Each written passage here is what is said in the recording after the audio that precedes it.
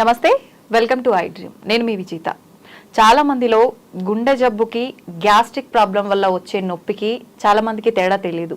మనకు పెయిన్ వచ్చిందనగానే ఇది గుండె నొప్పికి సిమ్టమ్ ఏమో రాబోతుందేమో అని చెప్పి రకరకాలుగా డౌట్స్ పడుతుంటారు, టెన్షన్ పడుతుంటారు. నిజంగా అసలు హార్ట్ అటాక్ వల్ల వచ్చే పెయిన్ ఎలా ఉంటుంది? చాలా మందిలో సహజంగా హార్ట్ అటాక్ అనేది సడన్ గానే వస్తుంది. పెయిన్ సిమ్టమ్స్ మనం అయితే ఐడెంటిఫై చేయలేము. ఇవన్నీ ఏ రకంగా ఉంటాయో ఇప్పుడు సార్తో మాట్లాడి తెలుసుకుందాం. ప్రస్తుతం నాతో పాటు ఉన్నారు కన్సల్టెంట్ కార్డియాలజిస్ట్ లక్కిరెడ్డి కిరణ్ కుమార్ రెడ్డి గారు. ఇప్పుడు సార్తో మాట్లాడిద్దాం. నమస్తే సార్. నమస్తే అండి. సార్, చాలా మంది కూడా గ్యాస్ట్రిక్ నొప్పితో బాధపడుతుంటారు. అది గ్యాస్ట్రిక్ నొప్పా, లేదంటే ఈ మధ్య కాలంలో చాలా మంది సడన్ గా హార్ట్ అటాక్ వచ్చి చనిపోయే వాళ్ళని చూస్తున్నాము.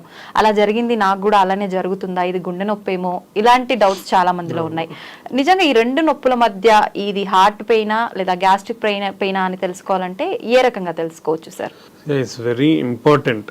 ఫస్ట్ థింగ్ ఏంటంటే మనము హార్ట్ అటాక్ రిలేటెడ్ నొప్ప లేదా గ్యాస్ట్రిక్ పెయిన్ అనేది తెలుసుకోవడం మంచిదే. కానీ దీంట్లో కొన్ని చిన్న పాయింట్స్ కూడా నేను మళ్ళీ ఫైనల్ కన్క్లూజన్ లో చెప్తాను.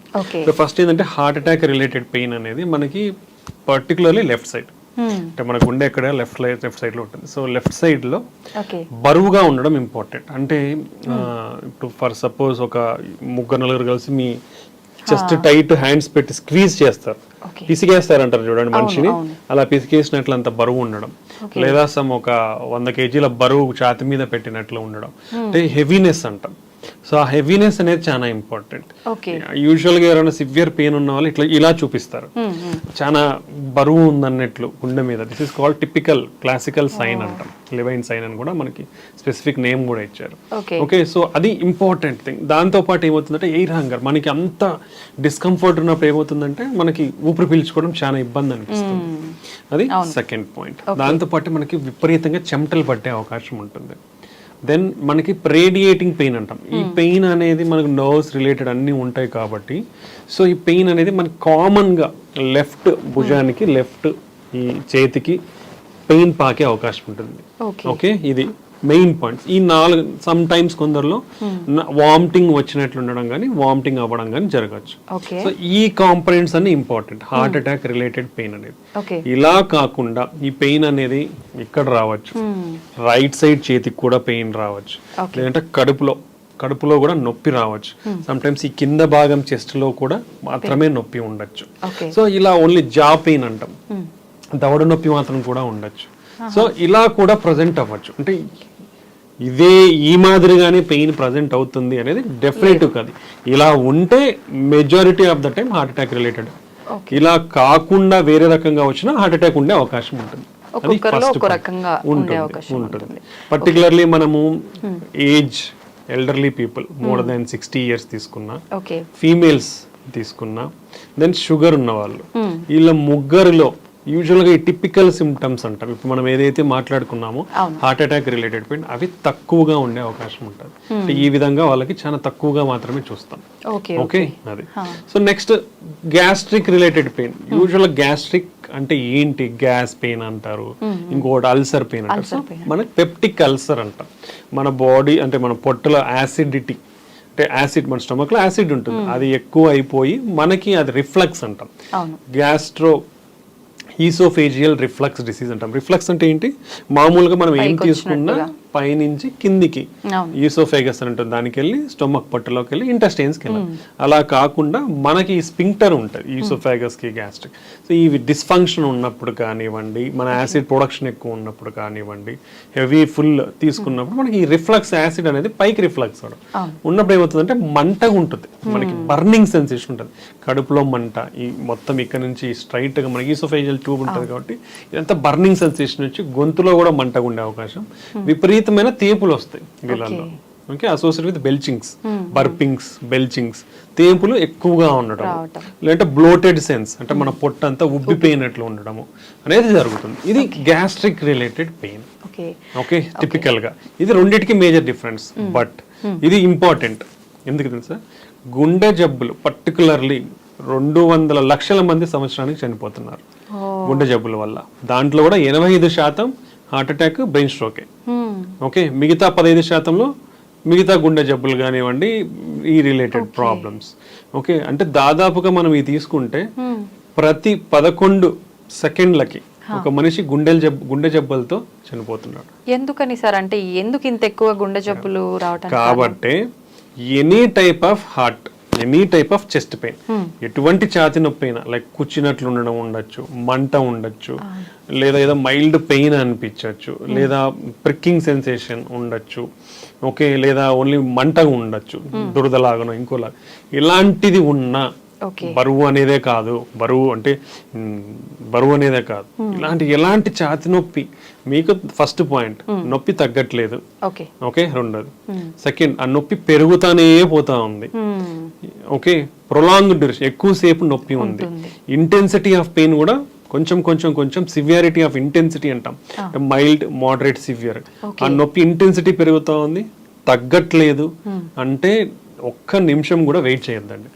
అది మీకు మంట ఉండొచ్చు, లేదా మైల్డ్ నొప్పి ఉండొచ్చు, కూర్చున్నట్లు ఉండొచ్చు, ఇలా ఉన్నా ఒకవేళ ఈ సిమ్టమ్స్ ఉంటే, పర్టికులర్లీ మోర్ దెన్ 40 years ఉన్న వాళ్ళు, BP, sugar, cholesterol, smoking, alcohol, family history, abdominal obesity, పొట్ట చుట్టూ ఊబకాయము, ఇలాంటి కిడ్నీ ప్రాబ్లమ్స్ కానివ్వండి, ఇలాంటి రిస్క్ ఫ్యాక్టర్స్ ఎవరికైతే ఉన్నాయో వాళ్ళు మోర్ దెన్ 40 years ఉండి నొప్పి వస్తే ఇమ్మీడియట్ గా ఏ నిమిషం గాని క్షణం గాని నెగ్లిజెన్స్ వహించకుండా, ఆలస్యం చేయకుండా ఒక ఈసీజీ తీయించుకోండి. ఓకే, ఈసీజీ తీయించుకుంటే క్లారిటీగా మనకి హార్ట్ అటాక్ ఉందా లేదా. ఈసీజీ అంటే జస్ట్ ఒక ఈసీజీ 100 to 300 rupees ఉంటుంది అంతే, ఎక్కడ ఏ సెంటర్ లో తీయించుకున్నా గానీ. సో దాంట్లో ఉందా లేదా అని క్లారిటీగా తెలిసిపోతుంది. దాని ద్వారా మీ ప్రాణాన్ని కాపాడుకున్న వాళ్ళు అవుతారు. నెగ్లిజెన్స్ పాటించినారా, అది గ్యాస్ట్రిక్ పెయిన్ అనో, లేదంటే కండరాల నొప్పనో, తగ్గుతాదనో నెగ్లిజెన్స్ పాటిస్తే మాత్రం డెఫినెట్లీ ప్రాణం పోయే అవకాశం ఉంటుంది. నా సిన్సియర్ అందరికీ, అంటే ఇది హెల్త్ అవేర్నెస్ చాలా ఇంపార్టెంట్. సో ఎటువంటి పెయిన్ కూడా నెగ్లెక్ట్ చేయొద్దండి. అదే కొందరికి తగ్గుతాదలా అనే నెగ్లిజెన్స్, బాగా ఇప్పుడు బయటికి లేచిపోయి తీయించుకోవాలా అనే నెగ్లిజెన్స్, ఇవన్నీ అసలు పనికిరావు. అంటే లైఫ్ ఈజ్ మోస్ట్ ఇంపార్టెంట్. అది ఉంటే మళ్ళీ ఏమైనా చేసుకోవచ్చు.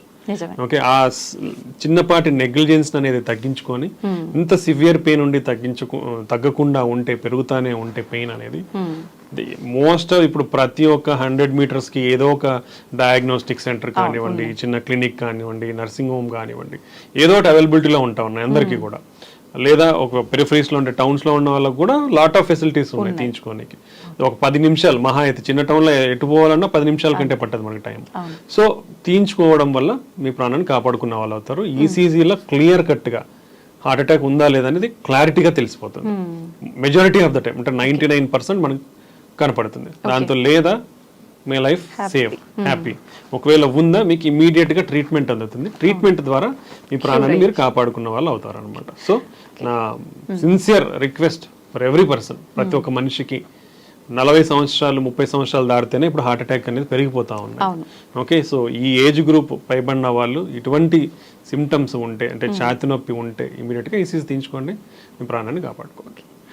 కొంతమంది రెగ్యులర్ చెకప్స్ చేయించుకుంటూ ఉంటారు. అలా చేయించుకున్నప్పుడు మనకు హార్ట్ కి సంబంధించిన ఇబ్బంది రాబోతుందని ముందే దాంట్లో తెలిసి డెఫినెట్లీ అండి. ఈ యాన్యువల్, అంటే ఇప్పుడు అందరూ కూడా రికమెండ్ చేసేది యాన్యువల్ హెల్త్ స్క్రీనింగ్ ప్రోగ్రామ్స్. అవి లాట్ ఆఫ్, అంటే మనం మీ అందరూ గమనిస్తే ఎక్కడో ఒక చోట ఏదో ఒక ఆఫర్ అయితే ఉంటుంది. డయాగ్నోస్టిక్ సెంటర్స్ కానివ్వండి, హాస్పిటల్స్ కానివ్వండి, క్లినిక్స్ కానివ్వండి. So it's not like costly affair also. So దీని వల్ల అడ్వాంటేజెస్ ఏంటంటే, మేము కూడా చాలా చూస్తూ ఉంటాం కదా, బీపీలు, షుగర్లు చాలా బయటపడతాయి, లేదా pre diabetes, pre hyper tension stages బయటపడతాయి, కొలెస్ట్రాల్ అబ్నార్మాలిటీస్. మన భారతదేశంలో 80% మందికి ఏదో ఒక కొలెస్ట్రాల్ అబ్నార్మాలిటీ ఉంది. ఇదంతా డేటా, ఊరికి చెప్పేది కాదు, డేటా అనే చెప్తాం. 80% మందికి ఏదో ఒక కొలెస్ట్రాల్ ప్రాబ్లం ఉంది. ఎల్డిఎల్ మరీ ఎక్కువ ఉందనో, ట్రైగ్లిజరైడ్స్ చాలా ఎక్కువ ఉందనో, హెచ్డిఎల్ చాలా తక్కువ ఉందనో, టోటల్ కొలెస్ట్రాల్ చాలా ఎక్కువ, ఏదో ఒక కొలెస్ట్రాల్ ప్రాబ్లం 80% మందికి ఉంది. ఎంత రిస్క్ లో ఉన్నట్టు. అండ్ ఎవ్రీ డయాబెటిక్స్ తీసుకుంటే 5గురిలో 2-3 డయాబెటీస్ ఉంటున్నారు, అట్లీస్ట్ 5గురిలో 2 బీపీ ఉన్న వాళ్ళు ఉంటున్నారు.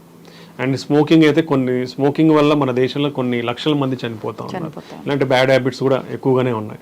సో ఇన్ని ప్రాబ్లమ్స్ ఉన్నప్పుడు ఈ యాన్యువల్ హెల్త్ స్క్రీనింగ్ ప్రోగ్రామ్స్ లో డెఫినెట్లీ కామన్ టెస్ట్లు ఏం చేయించుకోవాలి. ఒకటి మన కొలెస్ట్రాల్ లెవెల్స్ ఏంటి, fasting lipid profile, then sugar, fasting post prandial అంటే తినకముందు తిన్న తర్వాత, దెన్ HbA1c షుగర్ మన లెవెల్స్ ఎలా ఉన్నాయి లాస్ట్ 3 months అనేది HbA1c లెవెల్. దెన్ పోయినప్పుడు ఎనీవే బీపీ అనేది చెక్ చేస్తారు. యూజువల్ గా కొందరికి హాస్పిటల్కి వెళ్ళినప్పుడు బీపీ కొందరికి ఎక్కువనే కనిపిస్తుంది. వాళ్ళని మళ్ళీ ఎక్కువ ఉన్న వాళ్ళలో ఒక 2 times మినిమం కూర్చోబెట్టి ఒక 15-20 minutes మళ్ళీ చూడాల్సిన అవసరం ఉంది. అంటే కన్ఫర్మ్ చేసుకోండి. ఓకే, బీపీ చూస్తారు, షుగర్ చూస్తారు, దెన్ లిపిడ్ ప్రొఫైల్, ఇవి కంపల్సరీ. నెక్స్ట్ వచ్చేసి కిడ్నీ ఫంక్షన్ టెస్ట్, అవి కూడా కంపల్సరీ. సో ఈ 4 బ్లడ్ టెస్ట్ ప్లస్ హీమోగ్లోబిన్ ఎంత ఉంది, ఈ చిన్న బేసిక్ టెస్ట్లు ఇవి. ఈ బ్లడ్ టెస్ట్లు బేసిక్ టెస్ట్లు చేయించుకొని నెక్స్ట్ ఈసీజీ, 2D ఎకో, ఇవి బేసిక్ కార్డియాక్. ఒకవేళ ఎవరన్నా నడవగలిగితే మోకాలు నొప్పులు కానీ ఇలా లేని వాళ్ళు ట్రీట్మెంట్ టెస్ట్. యాన్యువల్ గా ఇవి చేయించుకుంటే ఇక్కడ ఎన్ని జబ్బులు బయటపడతాయి, బీపీ ఉందా లేదా తెలుస్తుంది, షుగర్ ఉందా లేదా తెలుస్తుంది, కొలెస్ట్రాల్ ప్రాబ్లం ఉందా లేదా తెలుస్తుంది, కిడ్నీ ప్రాబ్లం ఉందా లేదా తెలుస్తుంది. అసలు ఎటువంటి హార్ట్ ప్రాబ్లం అయినా ఈసీజీ స్కాన్ ట్రీట్మెంట్ లో తెలిసిపోతాయి. అంటే majority of the problems basic టెస్ట్లు చేయించుకోవడం వలన బయటపడిపోతాయి. ఈ బయటపడినప్పుడు మనం జాగ్రత్తలు తీసుకుంటే అవి అడ్వాన్స్ స్టేజ్ కి పోకుండా మనం ముందు నుంచే జాగ్రత్తలు, లైఫ్ స్టైల్ విధానాల్లో మార్పులు చేసుకోవడం వల్ల కానీ, లేదా మరీ ఎక్కువ లెవెల్స్ లో మనకున్న ప్రాబ్లమ్స్ ఉంటే దాన్ని మందుల ద్వారా కానీ మనం కంట్రోల్ చేసుకునే అవకాశం ఉంటుంది. సో ఈసీజీ, 2D ఎకో, ఈ 2 టెస్ట్లతో ఎటువంటి గుండె ప్రాబ్లం అయినా మనం కనిపెట్టచ్చు. మాక్సిమం మెజారిటీ ఈసీజీలో కానివ్వండి, 2D ఎకో స్కాన్ లో కానివ్వండి తెలిసిపోతుంది. సార్ చాలా మంది మూవీస్ లో చూస్తుంటాం ఎక్కువగా, రియల్ గా అంటే అంత ఐడియా లేదు కానీ పక్కన పడుకున్న వాళ్ళని కూడా పిలవటానికి వాయిస్ రాకుండా సడన్ గా పెయిన్ ఎక్కువైపోయి చాలా ఇబ్బంది పడ్డట్టుగా మనం చూస్తుంటాం. నిజంగా అలా జరుగుతుందా? వాయిస్ కూడా రాకుండా హార్ట్ పెయిన్ వచ్చినప్పుడు అంత ఇబ్బందిగా అలా ఉంటుందా? అంటే హార్ట్ అటాక్స్ వచ్చినప్పుడు మెజారిటీ ఆఫ్ ద పీపుల్ ఈ డిఫరెంట్ టైప్స్ గా ప్రజెంట్ అవ్వచ్చు. అందరూ తెలుసుకోవాలి. కొందరు సైలెంట్ హార్ట్ అటాక్స్, అంటే వాళ్ళకు వచ్చినట్లు కూడా తెలియదు బట్ అఫెక్ట్ అవుతారు ఒకటి. దెన్ కొందరు సడన్ గా చనిపోతారు, అంటే నిద్రలో హార్ట్ అటాక్స్ వస్తే సడన్ గా చనిపోతారు. ఓకే, దెన్ హార్ట్ అటాక్ వచ్చి మనం హాస్పిటల్కి వెళ్ళలేకపోయి ఇంత advancements in transport, treatment, diagnostic facilities వచ్చినా కూడా even at this advanced world almost nearly to 50% of the heart attack cases హాస్పిటల్కి వెళ్ళక ముందే కూడా చనిపోతున్నారు. ఓకే, బికాస్ ఆఫ్ నెగ్లిజెన్స్ కానివ్వండి, డిలే ఇన్ డయాగ్నోసిస్ కానివ్వండి, ర్యాపిడ్ మనకి అడ్వాన్సెస్ వచ్చేసాయి డయాగ్నోస్ చేయడంలో కానివ్వండి, ట్రాన్స్పోర్టేషన్లో కానివ్వండి. But even now majority of the heart attacks ఇంకా హాస్పిటల్కి రాకముందే ప్రాణాలు కోల్పోతున్నారంటే మనం దాని ఆవశ్యకతను గుర్తుంచుకోవాలి ఎంత సిగ్నిఫికెంట్ అనేది. Okay, then definitely severe intense pain ఉన్నప్పుడు మనకు అసోసియేటెడ్ గుండె వీక్ అయ్యే ఛాన్స్ ఉంటుంది. ఆ టైంలో ఆయాసం ఎక్కువ ఉండే అవకాశం ఉంటుంది. సో వాళ్ళు they can't move out of the bed. అంటే సివియర్ గా ఆయాసం ఉందా ఏమవుతుంది, మనం కదలలేము. అండ్ మనకు హార్ట్ వీక్ అయినప్పుడు ఏమవుతుంది అంటే పంపింగ్ అనేది తగ్గుతుంది. సో పంపింగ్ తగ్గినప్పుడు మనకి వీక్నెస్ కూడా, జనరలైజ్డ్ వీక్నెస్ వచ్చే అవకాశం ఉంటుంది. దెన్ బ్రెయిన్ కు కూడా బ్లడ్ సప్లై తగ్గినప్పుడు గిడ్డినెస్ వచ్చే అవకాశం ఉంటుంది. సో ఇలా జరిగే అవకాశం ఉంటుంది. లేదా మనకు సడన్ ఈ గుండె యొక్క రక్తనాళం సడన్ గా బ్లాక్ అయినప్పుడు రక్తం గడ్డి మనకు వెంట్రికులర్ టెకీకార్డియాస్ అంటాం. అంటే హార్ట్ రేట్ చాలా ఎక్కువ కొట్టుకుంటుంది. అలా కొట్టుకున్నప్పుడు పంపింగ్ ఇన్ఎఫెక్టివ్ ఉంటుంది. సో పేషెంట్ దాంతోనే ఈ వీక్నెస్ కానివ్వండి, గిడ్డినెస్ కానివ్వండి, లేవలేకపోవడం కానివ్వండి జరిగే అవకాశం ఉంటుంది. సో ఈ వెంట్రికులర్ టెకీకార్డియాతోనే ఇఫ్ అది ఇమీడియట్ గా ట్రీట్ చేయాలి. ఇమీడియట్ ట్రీట్మెంట్ ఏంటి, షాక్ ఇవ్వాల్సి ఉంటుంది. దానికి అది రికగ్నైజ్ చేయడానికి ఎంతమందికి సాధ్యం అవుతుంది తెలియదు. ఓకే, సో అలాంటి వాళ్ళు ఒక నిమిషం అట్లా డిలే అయిందంటే వాళ్ళు ప్రాణాలు వెళ్ళిపోతాయి, సడన్ గా చనిపోతారు. సో ముందు జాగ్రత్త అనేది చాలా ఇంపార్టెంట్. సో ఇలాంటి అడ్వర్స్ ఈవెంట్స్ ని ప్రివెంట్ చేయాలంటే మనం రెగ్యులర్ హెల్త్ స్క్రీనింగ్ ప్రోగ్రామ్స్ అనేది కంపల్సరీ చేయించుకోవాలి. I recommend from 30 years of age, because based on the data 30 years నుంచి మనకి పెరిగిపోతున్నాయి కాబట్టి జాగ్రత్తగా 30 years నుంచే మనం స్క్రీనింగ్ చేసుకుంటే మంచిది. Next family history of heart attack heart problems ఉన్న వాళ్ళు కంపల్సరీగా, అంటే ఇప్పుడు కొలెస్ట్రాల్ ఒకవేళ ఫ్యామిలీ హిస్టరీలో ఉందనుకోండి, వాళ్ళు from the age of 21 years నుంచే కొలెస్ట్రాల్ స్క్రీనింగ్ అనేది జరగాలి. Very high levels of cholesterol ఫ్యామిలీలో ఉంటే వాళ్ళు 10 years ఆఫ్ ఏజ్ లోనే కొలెస్ట్రాల్ అనేది వాళ్ళ పిల్లలకి చెక్ చేయించాలి. అది డెఫినెట్. అంటే ఇప్పుడు ఫ్యామిలీ హిస్టరీలో ఉన్నప్పుడు రాకుండా ప్రివెంట్ చేసే ఛాన్సెస్, అలా ట్రీట్మెంట్ ఏమైనా ఉంటుందా sir? Family history of heart attack అంటే యూజువల్ గా మనము మగవాళ్ళలో 65 సంవత్సరాల లోపు హార్ట్ అటాక్తో ఇబ్బంది పడినోళ్ళు, ఆడవాళ్ళలో 55 సంవత్సరాల లోపు ఇబ్బంది పడినోళ్ళు ఉంటే అది సిగ్నిఫికెంట్ ఫ్యామిలీ హిస్టరీ అని కన్సిడర్ చేస్తాం. సో వాళ్ళలో రాకుండా ఉండాలంటే మనం డెఫినెట్లీ ఈ అన్ని టెస్టులు అనేది ఎంత ఎర్లీగా పాసిబుల్ అయితే అంత ఎర్లీగా స్క్రీనింగ్ అనేది స్టార్ట్ చేసుకుని వచ్చింది. సో ఇలాంటి వాళ్ళలో 21 సంవత్సరాలకు మనం టెస్ట్ చేయించుకున్నప్పుడు ఒకవేళ నార్మల్ ఉంటే 5 సంవత్సరాలకు ఒకసారి చెక్ చేయించుకోవచ్చు. బట్ అట్లీస్ట్ మనకు తెలుస్తుంది మనకి ఏదైనా ప్రాబ్లం ఉందా లేదా అనేది.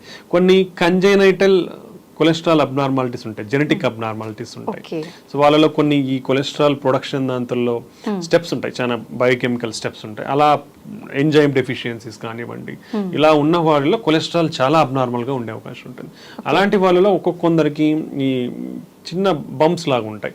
మన టెండాన్ గ్జాంథోమస్ అంటాం, ఐలిడ్స్ దగ్గర గ్జాంథోమస్ అంటాం. అంటే కొంచెం వైట్ కలర్గా ఉండే చిన్న బుడపలాగా వచ్చే అవకాశం ఉంటాయి అనమాట. సో అలా ఎవరికన్నా ఉంటే వాళ్ళని ఐడెంటిఫై చేయగలుగుతాం మనం. అలాంటి వాళ్ళు definitely familial cholesterol, genetic cholesterol abnormals ఉండొచ్చు. అలా కాకుండా ఈ జెనెటిక్ అబ్నార్మల్స్లో మన ఆర్కస్, మన కంటి కార్నియా ఉంటుంది, దాని చుట్టూ తెల్లగా కూడా అయ్యే అవకాశం ఉంటుంది. సో ఈ రెండే మనకు జెనెటిక్ కొలెస్ట్రాల్ ప్రాబ్లమ్స్ లో మనకు యూజువల్ గా బయట కనిపించేది. సో అలాంటివి ఉన్నప్పుడు అర్లీగా ఐడెంటిఫై చేసి వాళ్ళకి టెస్టులు చేయించుకుంటే మనం దాన్ని కంట్రోల్గా, అగ్రెసివ్గా కంట్రోల్ చేసే అవకాశం ఉంటుంది. ఎందుకంటే ఎంత కొలెస్ట్రాల్ ఎక్కువ ఉంటే అంత రిస్క్ జోన్లా ఉన్నట్లు. సో అర్లీ ఐడెంటిఫికేషన్ చేయగలిగితే మనం దాన్ని తగ్గించుకునే అవకాశం ఎక్కువగా ఉంటుంది అనమాట. ఓకే. అయితే సార్ జనరల్గా మన చిన్న పిల్లలకు కూడా తెలుసు స్మోకింగ్ చేస్తే లంగ్స్ పాడవుతాయి అని చెప్పి. మరి లంగ్స్ ఎఫెక్ట్ అవుతుందని తెలుసు, కానీ దీనివల్ల హార్ట్ ఎలా ఎఫెక్ట్ అవుతుంది, ఈ ప్రాసెస్ ఎలా జరుగుతుంది? ఇప్పుడు స్మోకింగ్ చూస్తే స్మోకింగ్లో హార్మ్ఫుల్ కెమికల్స్ అనేది చాలా ఉంటాయి. నికోటిన్ ఒకటే కాదు, నికోటిన్, టార్, హెవీ మెటల్స్ అంటాం, ఇలాంటివి చాలా ఇంప్యూరిటీస్ ఉంటాయి స్మోకింగ్ లో. అది అందరూ తెలుసుకోవాలా. ఓకే, ఇలాంటి అన్ని కెమికల్స్ వల్ల మన బాడీలో ఏమవుతుందంటే లంగ్స్ లోకి ఎంటర్ అయినప్పుడు స్లోగా it will enter into blood stream. ఆ కాంపౌండ్స్ అన్ని కూడా బ్లడ్ స్ట్రీమ్ లోకి ఎంటర్ అవుతాయి. ఎంటర్ అయినప్పుడు ఇన్ఫ్లమేషన్ అంటాం. ఇన్ఫ్లమేషన్ అంటే చెడు కణాలు. ఇప్పుడు మనం ఫర్ సపోజ్ తీసుకుంటే చీము అంటాం, it's like pus or something, that is all inflammatory reaction. అదంతా అలానే మన బాడీలో ఈ ఇన్ఫ్లమేషన్, చెడు కణాలు అనేది రియాక్ట్ అవుతాయి. ఇది ఫారిన్ ఆబ్జెక్ట్స్ కదా ఇవంతా బాడీలో వచ్చినప్పుడు ఇన్ఫ్లమేషన్ పెరిగినప్పుడు ఏమవుతుందంటే మన వెజల్లో డ్యామేజ్ జరుగుతూ వస్తుంది అనమాట. సో ఎప్పుడైతే వెజల్ డ్యామేజ్ అవుతుందో, సో వీళ్ళల్లో ఏమవుతుంది, స్మోకింగ్ చేసే వాళ్ళు ఇన్ఫ్లమేషన్ ఎక్కువ అవుతుంది. ఆక్సిడేటివ్ స్ట్రెస్ అంటాం, మన బాడీలో ఈ బయోకెమికల్ ఆక్సిడేటివ్ స్ట్రెస్ అనేది ఎక్కువ అవుతుంది. నెక్స్ట్ కొలెస్ట్రాల్ అక్యుములేషన్ పెరుగుతుంది. నెక్స్ట్ బ్లడ్ క్లాటింగ్ టెండెన్సీ, రక్తం గడ్డగట్టే టెండెన్సీ పెరుగుతుంది. సో ఇలాంటి చాలా వాసోస్పాజం అంటే మన రక్తనాళాలు ఏవైతే ఉంటాయో ముడుచుకుపోయే అవకాశం ఉంటుంది. అంటే ఇప్పుడు ఆల్మోస్ట్ 5-6 మెకానిజమ్స్, బేస్ మెకానిజమ్స్ చెప్పాను, ఇవన్నీ పెరిగిపోతాయి స్మోకింగ్ చేసే వాళ్ళలో. ఇవన్నీ పెరిగిపోయినప్పుడు ఏమవుతుంది, మన బ్లడ్ వెజల్స్ అనేది అక్యుములేట్ అయిపోయి, కొలెస్ట్రాల్ అక్యుములేట్ అయిపోయి నిదానంగా పెరిగిపోతుంది. హెవీ స్మోకింగ్ చేసినప్పుడు ఇవి సడన్ గా రప్చర్ అయిపోతాయి. అంటే మన బ్లడ్ వెజల్స్ పొరలు ఉంటాయి, ఈ పొరల కింద అక్యుములేట్ పెరిగిపోయి ఉంటాయి. ఎప్పుడైతే ఈ స్ట్రెస్, ఆక్సిడేటివ్ స్ట్రెస్, ఇన్ఫ్లమేషన్, ఈ చెడు కణాలు అనేది ఎక్కువైపోతే వచ్చినాయి అనుకోండి, అదంతా లిక్విఫై అవుతా వస్తుంది. లిక్విఫై అయిపోయి ఏమవుతుంది, సడన్ గా ఆ పైన పొర పగిలిపోతుంది. పగిలిపోయినప్పుడు బ్లడ్ కి ఎక్స్పోజ్ అవుతాయి. ఇవన్నీ కూడా బ్యాడ్ సెల్స్ అన్ని కూడా ఎక్స్పోజ్ అయినప్పుడు రక్తం గడ్డగట్టిపోతుంది ఫాస్ట్ గా. పోయినప్పుడు సడన్ హార్ట్ అటాక్ వస్తుంది. సో సడన్ అటాక్ లో చనిపోయే ప్రమాదం కూడా ఎక్కువ ఉంటుంది. సో ఇన్ని మెకానిజమ్స్ వర్క్ అవుతాయి స్మోక్ చేసే వాళ్ళలో. కాబట్టి స్మోకింగ్ ఈజ్ అబ్సల్యూట్లీ డేంజరస్. ఇది ఓన్లీ హార్ట్ అటాకే కాదు, స్మోకింగ్ వల్ల బ్రెయిన్ స్ట్రోక్స్ కూడా ఎక్కువగా వచ్చే అవకాశం ఉంటుంది. And lot of cancers. Okay, ఇది నెక్స్ట్. ఒకవేళ స్మోకింగ్ మీరు మానేయాలనుకుంటే కూడా మీ హార్ట్ అటాక్ రిస్క్ తగ్గనికి మానేసిన తర్వాత 10 సంవత్సరాలు పడుతుంది. సో స్మోకింగ్ మానేసిన తర్వాత కూడా మీరు 10 సంవత్సరాల వరకు హై రిస్క్ లో ఉన్నట్లు. అంటే దానివల్ల ఎంత రిస్క్ అనేది అర్థం చేసుకోవాలి. దీనికి కొలాబరేటివ్ మెజర్స్ అనేది చాలా ఇంపార్టెంట్. పర్సన్ మోటివేషన్ ఉండాలి, అంటే దాని దగ్గరికి వెళ్లకుండా. ఓకే, దెన్ ఒకవేళ పొరపాటున అలవాట్లో ఉంటే దాన్ని తగ్గించుకొని కూడా హై లెవెల్ ఆఫ్ మోటివేషన్ కావాలి.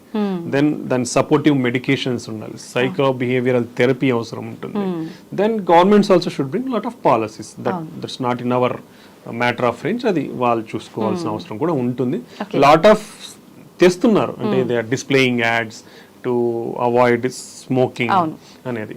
సో ఇంకో ఇంపార్టెంట్ కాంపొనెంట్ ఏంటంటే మనం తాగితేనే మనకు రిస్క్ ఉంది, మనము ఖాళీగా మనం తాగము, మన పక్కన వాళ్ళు కాలుస్తున్నారు, మనం సేఫ్ అనేది రాంగ్.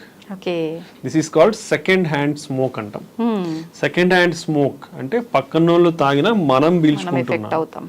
సెకండ్ హ్యాండ్ స్మోక్ వల్ల కూడా దగ్గర సంవత్సరానికి 5 లక్షల మంది చనిపోతున్నారు.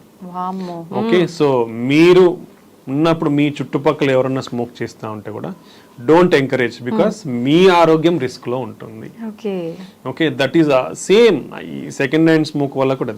ఇప్పుడు ఫర్ సపోజ్ ఫ్యామిలీలో పేరెంట్స్ సిగరెట్ కాలుస్తున్నారు, పిల్లలు ఉంటారు, మీ పిల్లల గ్రోత్ కూడా అఫెక్ట్ అవుతుంది. గుర్తుపెట్టుకోండి, బోన్ గ్రోత్ కానివ్వండి, రెగ్యులర్ ఈ గ్రోత్ కానివ్వండి, వాళ్ళలో ఈ సేమ్ థింగ్ రిలేటివ్ అన్నీ కూడా అఫెక్ట్ అయ్యే ఛాన్స్ ఉంటుంది. కాబట్టి పెద్దవాళ్ళు తాగేటప్పుడు కూడా మీ ఇంట్లో వాళ్ళ ఆరోగ్యాన్ని కూడా మీరు ఆలోచించండి. ఆలోచించి మీరు మానేస్తే అందరికీ మంచిది. ఎందుకంటే దానివల్ల 0 బెనిఫిట్, 200% హార్మ్ఫుల్. నిజంగా స్మోక్ చేసే వాళ్ళు ఎంతో దూరాన్ని ఉన్నా కూడా మనకు అది వస్తూనే ఉంటుంది, ఆ ఫీలింగ్ తెలుస్తుంది ఎక్కడో స్మోక్ చేస్తున్నారని. నిజంగా ఎంత డిస్టెన్స్ లో మనం ఉంటే అది ఎఫెక్ట్ అయ్యే అవకాశం ఉంటుందంటారు? యూజువల్గా I think if I smoke here, closed spaces లో ఎంత దూరం ఉన్నా it will be like same. Open అందుకే పబ్లిక్ ప్లేసెస్ లో అండ్ క్రౌడెడ్ ప్లేసెస్ లో even governments band smoking in crowded and public places. Open spaces probably completely open space అంటే probably around 5 meters distance ఉంటే మనకి అంతగా అఫెక్ట్ అవ్వకుండా అవకాశం ఉండొచ్చు. ఓకే సార్, చాలా వరకు హార్ట్ పెయిన్ వచ్చిందనగానే సిపిఆర్ చేస్తూ ఉంటారు. నిజంగా దీనివల్ల రిస్క్ నుంచి బయటపడే అవకాశం ఉంటుందంటారా? Heart pain, CPR 2 different. Okay, so ఇప్పుడు హార్ట్ పెయిన్ వచ్చేది హార్ట్ అటాక్ వల్ల. హార్ట్ అటాక్ అంటే కామన్ లాంగ్వేజ్ హార్ట్ అటాక్, మనం scientific term is myocardial infarction అంటాం, ఎంఐ అంటాం. హార్ట్ అటాక్ అంటే మన గుండెకి సప్లై చేసే రక్తనాళాల్లో బ్లాక్ ఉండి సడన్ బ్లాక్ అయిపోయినప్పుడు హార్ట్ మజిల్ వీక్ అయ్యేదని హార్ట్ అటాక్ అంటాం. ఓకే, అది హార్ట్ అటాక్. అప్పుడు మనకి ఛాతి నొప్పి కానీ ఇలా వస్తుంది. సిపిఆర్ అనేది మనం చేయాల్సింది ఎప్పుడంటే, అంటే సిపిఆర్ అంటే కార్డియో పల్మోనరీ రీసస్టేషన్. అంటే గుండెని, లంగ్స్ ని మనం రివైవ్ చేస్తున్నామని దాని మీనింగ్. ఓకే, ఇది ఎప్పుడు చేస్తామంటే ఒక మనిషికి 2 ఆగిపోయినప్పుడు చేసే ప్రక్రియనే మనం సిపిఆర్ అంటాం. అంటే ఇప్పుడు ఒక మనిషి ఫర్ సపోజ్ పడిపోయాడు, పడిపోయినప్పుడు మనం చేసే పద్ధతి ఏంటంటే ఫస్ట్ మనిషి బతికున్నాడా లేదా చూస్తాం. అంటే వాళ్ళు ఎట్లా చూస్తాము, మనం వాళ్ళని తట్టి చూస్తాం, కదిలిచి చూస్తాం, రెస్పాన్స్ లేదు, పలకట్లేదు. దెన్ సెకండ్ స్టెప్ మనం చూడాల్సింది ఊపిరి అంటే అందుతుందా లేదా తనకి. అది మనము ముక్కు దగ్గర వేలు పెట్టినా చెస్ట్ రైజ్ అవుతుందా, చెస్ట్ ఆర్ అబ్డామెన్ పైకి కిందకి తెలుస్తుంది. సో ఈ రెండిట్లో ఏది లేనప్పుడు వాళ్ళ ఊపిరి అందట్లేదు అనేది అర్థం. నెక్స్ట్ మనం గుండె కొట్టుకుంటుందా లేదా అనేది ఎలా తెలుసుకుంటామంటే, మనం neck this trachea, wind pipe పక్కన మజిల్ ఉందా, మజిల్ మనం స్ట్రైట్ చేస్తే ఇక్కడ మజిల్ తెలుస్తుంది. ఈ రెండింటి మధ్య గుంత ఉందా, ఈ గుంతలో మనం ఫింగర్స్ పెట్టి చూస్తే మన పల్స్ మనకు తెలుస్తుంది. ఓకే, అంటే హార్ట్ బీట్ లాగా. యా, పల్స్ అంటాం. ఓకే, అంటే బ్లడ్ వెజల్ పల్సేషన్స్ కొట్టుకుంటుంటది, బ్లడ్ పంప్ అయినప్పుడు అది పల్స్ తెలుసా. సో ప్రతి ఒక్కరు కూడా ఐడెంటిఫై చేయొచ్చు, ఇది ఈజీ. ఓకే, సో ఇది ప్రతి ఒక్కరు కూడా తెలుసుకోవచ్చు. ఈ పల్స్ ఉందా లేదా అని చూస్తాం. ఎందుకంటే యూజువల్ గా మనం నాడి అనేది జనరల్ గా ఇక్కడ చెక్ చేస్తాం, బట్ మనకి ఎప్పుడైనా హార్ట్ ప్రాబ్లం ఉన్నప్పుడు ఈ నాడి మనకి యూజువల్ గా తెలియదు. ఇది గుండెకి దగ్గరలో ఉంటుంది కాబట్టి ఇక్కడ తెలిసే అవకాశం ఉంటుంది. సో ఈ పల్స్ కూడా లేకుంటే గుండె కూడా కొట్టుకోవట్లేదని అర్థం. సో మనిషి రెస్పాన్స్ లేదు, ఊపిరి లేదు, గుండె కూడా కొట్టుకోవట్లేదు అన్నప్పుడు చేసే బేసిక్ ట్రీట్మెంట్నే మనం సిపిఆర్, కార్డియో పల్మనరీ రీసస్సిటేషన్ అంటాం అన్నమాట. దీన్నే బేసిక్ లైఫ్ సపోర్ట్. అంటే కార్డియాక్ అరెస్ట్, కంప్లీట్ గా మనిషి like at the verge of death, ఉన్నప్పుడు చేసే ప్రక్రియనే కార్డియో పల్మనరీ రీసస్సిటేషన్. దీన్నే బేసిక్ లైఫ్ సపోర్ట్. ఇది ప్రతి ఒక్కరూ నేర్చుకోవాల్సిన ప్రొసీజర్. ఇది ప్రతి ఒక్కరు ట్రైన్ అవ్వాలి, రికగ్నైజ్ చేయగలగాలి. అది రికగ్నైజ్ చేసినప్పుడు వాళ్ళ బేసిక్ సిపిఆర్ ఇవ్వగలగాలి. ఇది ఎవ్రీ హ్యూమన్, ఎవ్రీ ఇండివిజువల్ ప్రతి ఒక్కరు నేర్చుకోవాలి కూడా, కంపల్సరీగా నేర్చుకోవాలి. మనం ఏ సోషల్ మీడియా ఛానల్కి పోయినా దీని గురించి అవగాహన ఉంటుంది, ఎలా చేయాలనేది ట్రైనింగ్ ప్రోగ్రామ్స్ కూడా చాలానే జరుగుతూ ఉంటాయి. Everybody should train in this. దానివల్ల అట్లీస్ట్ ఎప్పుడో ఒకసారి మన లైఫ్ టైంలో మనం ఈ సినారియో ఫేస్ అయ్యే ఛాన్స్ డెఫినెట్లీ ఉంటుంది. అట్లీస్ట్ ఒక మనిషికైనా మనం ప్రాణం పోసే అవకాశం ఉంటుంది నిజంగానే. సో ఒక మనిషి ప్రాణం ఈవెన్ సామాన్యుల చేతిలో కూడా ఉంది. సార్, సార్బిట్రేట్ అనే ఒక టాబ్లెట్ మనం వాళ్ళకు హార్ట్ పెయిన్ వచ్చినప్పుడు ఇవ్వటం వల్ల కొంతలో కొంత మనం హాస్పిటల్కి వెళ్ళేలోపు వాళ్ళ ప్రాణాలని కాపాడే అవకాశం ఉంటుందని చెప్పి అంటుంటారు కదా, నిజమే అంటారా? యూజువల్లీ సార్బిట్రేట్ అనేది ఎవరికి పాకెట్ లో ఉండదు. అవును. అది ఎవరి దగ్గర ఉంటుందంటే హార్ట్ అటాక్ తో అఫెక్ట్ అయిన వాళ్ళ దగ్గర మాత్రం ఉంటుంది. వాళ్ళకి ఎప్పుడన్నా పెయిన్ వస్తే తీసుకోండి, సివియర్ పెయిన్ వస్తే మీకు ఆ టైంలో రిలీఫ్ అయ్యేదానికి టైం ఉంటుంది, మీరు రీచ్ అయ్యేదానికి ఉంటుంది అనేసి చెప్తాం. ఎందుకంటే సార్బిట్రేట్ అనేది నైట్రేట్స్ అంటాము, ఇది వాసోడైలేటర్. అంటే మనకి ఇప్పుడు గుండె రక్తనాళాలు ఏమవుతాయంటే మన ఈ ప్లాక్ రప్చర్ అయ్యి క్లాట్ ఫామ్ అవ్వడము లేదా ముడుచుకుపోవడం ఉన్నప్పుడు ఈ సార్బిట్రేట్ ఇవ్వడం వల్ల కొంచెం వాసోడైలటేషన్ అయ్యే ఛాన్స్ ఉండొచ్చు. ఆ వాసోడైలటేషన్ వల్ల మనకి కొంచెం బ్లడ్ ఫ్లో సరఫరా అయ్యే ఛాన్స్, అట్లీస్ట్ ఏదైతే బ్లాక్ అయింది కాకుండా మిగతా బ్లడ్ గుండె రక్తనాళకైనా ఏదైతే ఓపెన్ ఉంటుందో దానిలోకైనా కొంచెం రక్తం సరఫరా ఎక్కువ అయ్యి ఆ ఎఫెక్ట్ ని మనకి తగ్గించే అవకాశం ఉంటుంది అన్నమాట. ఓకే, సో అలా మనకి ఇది తోడ్పడుతుంది. సో మన పెయిన్ ని తగ్గించే అవకాశం ఉంటుంది. అంటే యూజువల్ గా మనం కొల్లెటరల్స్ అంటాం, ఒకవేళ ఇది మూసుకుపోయినా ఆపోజిట్ వెజల్ నుంచి ఓపెన్ అయ్యే అవకాశం ఉంటుంది అనమాట, స్మాల్ వెజల్స్.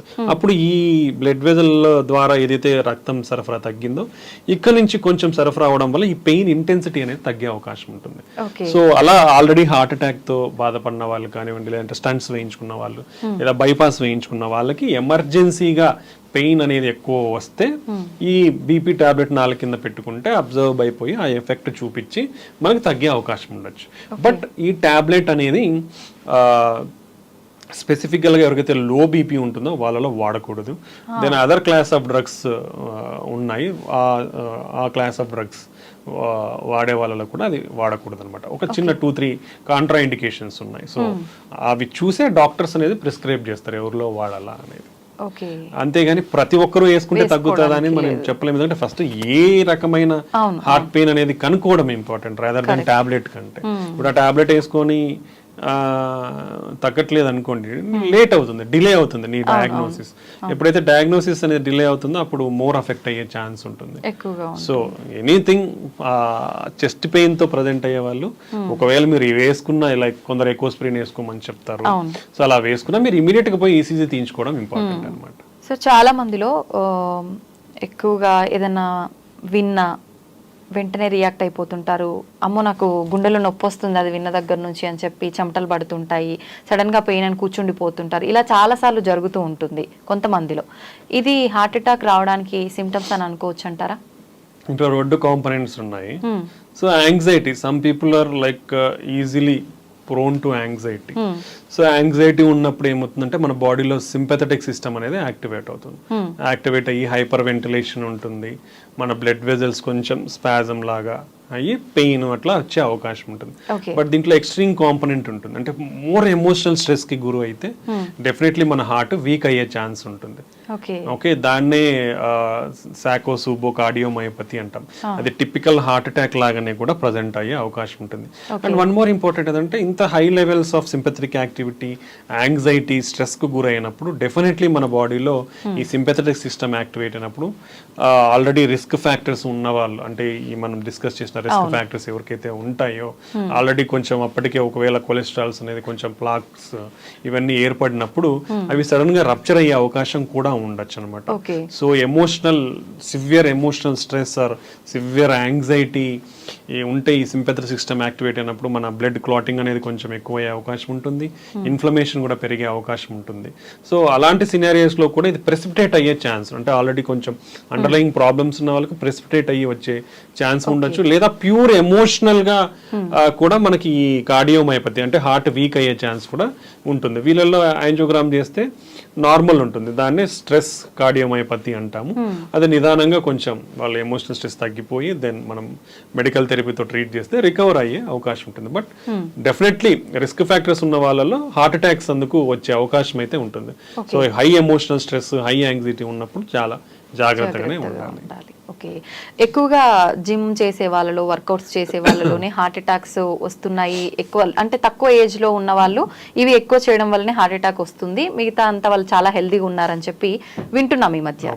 నిజంగా దాని వల్ల అవకాశం ఉంటుందంటారా సార్? ఎక్సెసివ్ జిమ్ వల్ల వస్తాయి అనే దానికంటే ఒక లిమిట్, మన బాడీ అనేది ఏజ్ని బట్టి ఒక target heart rate or maximum heart rate ఎంత అచీవ్ చెయ్యాలనేది మనకు టార్గెట్ లిమిట్ ఉంటుంది అనమాట ఏజ్ని బట్టి. సో అంతకు మించి నువ్వు ఓవర్ ఎగ్జర్షన్ చేసి మన హార్ట్ రేట్ అనేది, ఇప్పుడు హార్ట్ రేట్ 180, 200కి పెరిగిపోతే ప్రాబ్లం ఏంటంటే ఇప్పుడు మన హార్ట్ పంపింగ్ అనేది ఇలా కొట్టుకొని ముడుచుకుంటూ తెచ్చుకుంటూ ఉంటుంది ప్రాపర్ గా. హార్ట్ రేట్ ఎక్కువైనప్పుడు నిమిషానికి 200 కొట్టుకున్నప్పుడు ఏమవుతుంది, ఇది ప్రాపర్ గా ముడుచుకోదు, ఇలా జస్ట్ ఇలా ఫ్లిక్కరింగ్ లాగా ఉంటుంది, పంపింగ్ అనేది తగ్గిపోతుంది. తగ్గిపోయినప్పుడు ఏమవుతుంది, బ్లడ్ ఫ్లో అనేది తగ్గిపోతుంది. అంటే మన గుండెకి రక్తం సప్లై చేసే బ్లడ్ ఫ్లో తగ్గిపోతుంది, మన బాడీకి రక్తం సప్లై చేసే బ్లడ్ ఫ్లో తగ్గుతుంది, బ్రెయిన్ కి సప్లై చేసే బ్లడ్ ఫ్లో కూడా తగ్గుతుంది. తగ్గినప్పుడు డిమాండ్ ఎక్కువ ఉంది, హార్ట్ రేట్ ఎక్కువ కొట్టుకుంటా ఉన్నప్పుడు డిమాండ్ ఎక్కువ ఉంది, బట్ మనకు రిసీవింగ్, మన గుండెకి ఎంతైతే బ్లడ్ ఫ్లో రావాలో ఆ సప్లై అనేది తగ్గిపోతుంది. సో అలా తగ్గిపోయినప్పుడు హార్ట్ అటాక్ వచ్చే ఛాన్స్ ఉంటుంది.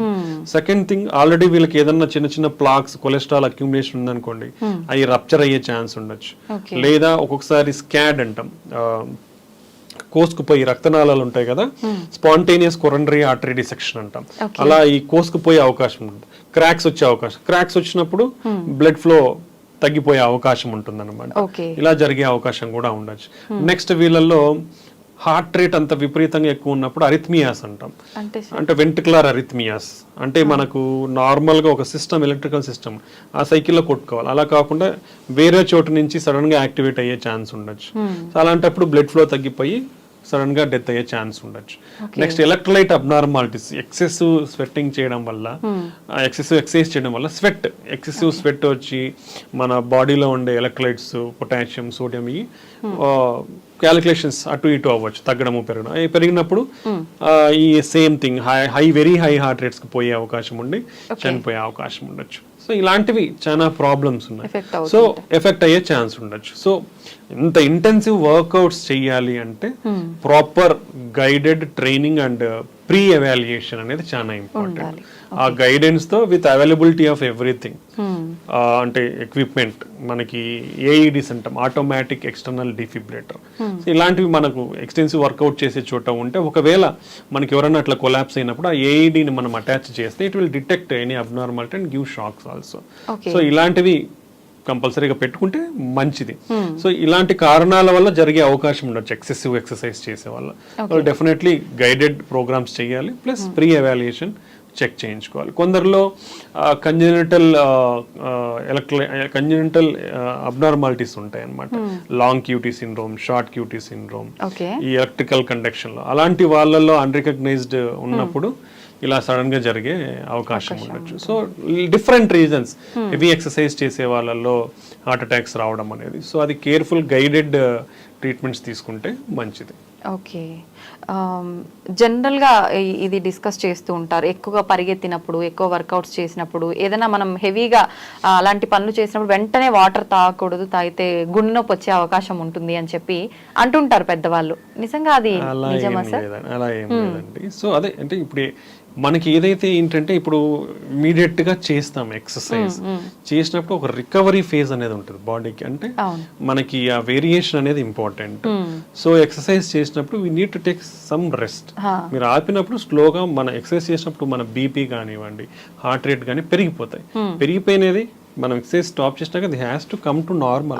If you give some 5 minutes of time, usually they will come to normal, then you can take, not a problem. అలా తాగకూడదు అనేది అయితే ఏం లేదు. ఓకే సార్, బ్రెయిన్ స్ట్రోక్ కి హార్ట్ అటాక్ కి సంబంధం ఉందా? ఇది వచ్చిన వాళ్ళకి అది వచ్చే అవకాశం, అది వచ్చిన వాళ్ళకి డెఫినెట్లీ ఉంటుంది. ఎందుకంటే ఈ రెండు కూడా అఫెక్ట్ అయ్యేది రక్తనాళాలలో కొవ్వు పేరుకుపోయి బ్లడ్ ఫ్లో అనేది తగ్గడం వల్ల వస్తాయి. ఇప్పుడు బ్రెయిన్ స్ట్రోక్ అనేది కూడా అట్లా అదే వస్తుంది. బ్రెయిన్ స్ట్రోక్ లో 2 రకాలు ఉంటాయి, ఇస్కీమిక్ స్ట్రోక్ అంటాం, హెమరేజిక్ స్ట్రోక్ అంటాం. ఇస్కీమిక్ స్ట్రోక్ అంటే మన బ్లడ్ ఫ్లో తగ్గిపోయి వచ్చేదాన్ని ఇస్కీమిక్ స్ట్రోక్ అంటాం. అదే హెమరేజిక్ స్ట్రోక్ అంటే మన బ్లడ్ వజలు చిట్లిపోయి రక్తం బయటకు వచ్చి బ్రెయిన్ లో అక్యుములేట్ అయ్యి దాని ద్వారా వచ్చేదాన్ని హెమరేజిక్ స్ట్రోక్ అంటాం. ఓకే, బట్ మోస్ట్ కామన్ వచ్చేసి ఇస్కీమిక్ స్ట్రోక్. ఓకే, సో ఈ రెండు కూడా అథెరోస్క్లెరోటిక్ వాస్కులర్ డిసీజ్ అంటాం. ఇవన్నీ అంటే అథెరోస్క్లెరోసిస్ అంటే మన బ్లడ్ రక్తనాళాలలో కొవ్వు పేరకపోయి వచ్చే జబ్బుల్ని అథెరోస్క్లెరోటిక్ వాస్కులర్ డిసీజెస్ అంటాం. సో హార్ట్ అటాక్ వచ్చిన వాళ్ళకి బ్రెయిన్ స్ట్రోక్ రిస్క్ ఉంటుంది, బ్రెయిన్ స్ట్రోక్ వచ్చిన వాళ్ళకి హార్ట్ అటాక్ రిస్క్ ఉంటుంది. సో కాబట్టి ఏది వచ్చినా వీళ్ళకి డెఫినెట్ గా ఒక కొలెస్ట్రాల్ లోయరింగ్ ఏజెంట్, ఒక బ్లడ్ థిన్ అనేది లైఫ్ లాంగ్ వాడాల్సిన అవసరం ఉంది. ఒకసారి బ్రెయిన్ స్ట్రోక్ వచ్చిన వాళ్ళకి మళ్ళీ బ్రెయిన్ స్ట్రోక్ వచ్చే అవకాశం కూడా చాలా ఎక్కువ ఉంటుంది.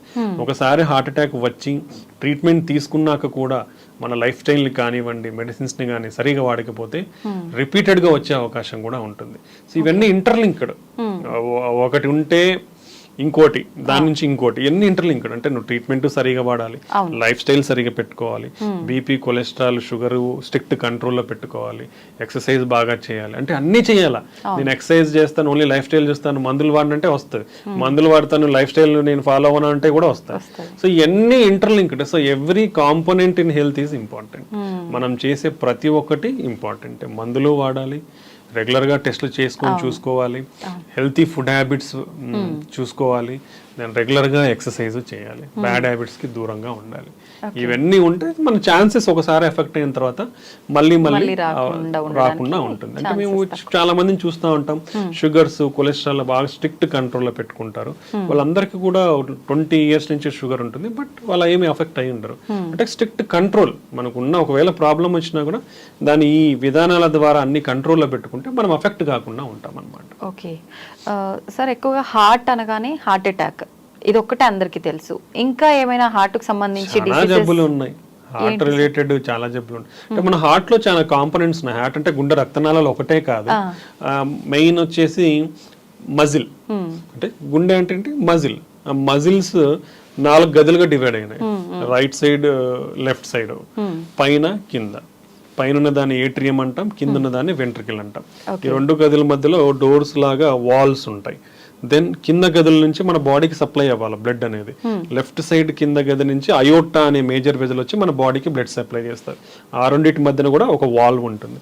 నెక్స్ట్ రైట్ సైడ్ కింద గది నుంచి మన ఊపిరితిత్తులకు లంగ్స్ సప్లై ఉంటుంది. సో అక్కడి నుంచి ఆ పైప్ కి వాల్వ్ ఉంటుంది. సో టోటల్ గా 4 వాల్వ్స్ ఉంటాయి, 4 గదులు ఉంటాయి. ఇది సో ఈ వాల్వ్ ప్రాబ్లమ్స్ ఏంటంటే, ఈ వాల్వ్ సరిగా మూసుకుపోయినా ప్రాబ్లమే, ఎక్కువగా మూసుకుపోయినా, అంటే సరిగా మూసుకుపోయినప్పుడు ఏమవుతుందంటే లీక్ అవుతుంది బ్లడ్ అనేది, ముందరికి పోయి వెనక్కి వస్తుంది.